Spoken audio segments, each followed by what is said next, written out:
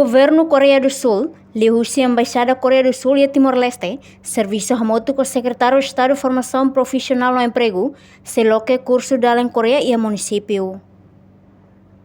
Secretário de Estado de Formação Profissional no Emprego, Rogério Roso Mendonça informa assunto ba jornalista Sira foi em cerimônia de despedida trabalhador Sira e a Salão Timor-Leste dele, sexta-feira semana Nia Dehan, governo propõe ona ba Embaixada Coreia do Sul, atu apoia tam formação da Coreia e a cada município, onde prepara número trabalhador na bema governo Coreia precisa. Mandato dia 1 de julho de 2023, soro muito primeiro o embaixador Coreia, amigo Sumakanane, apoio centro formação de Coreia e a cada município, atunune bele responde ba kota na bema ka estado Coreia for.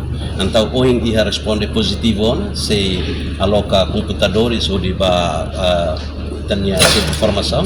Lili bele estabelece fila falia região na bema kita loke ia janeiro ma atunune fácil vai ia itane jovem sira la bele mai tuiro to teste ia lili mai be sira mos bele tuir teste ia região ne piloto na bema kita si halo ia 2024 e região da bema sai do target primeiro para secretário Maliana ida maka Suai ida maka Dilidoni ida maka Maliana ida maka Waikusi.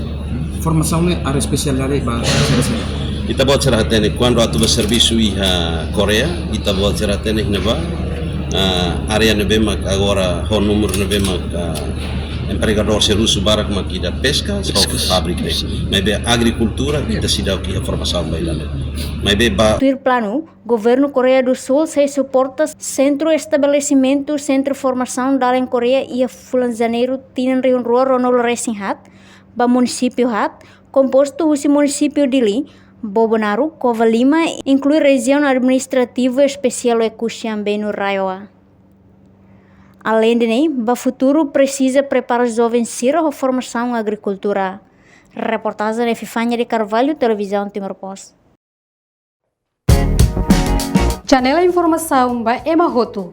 Atuatena informação atual diagliu kita halua. Haneha botão subscribe, like, halo comentário no faixa do media social hoto.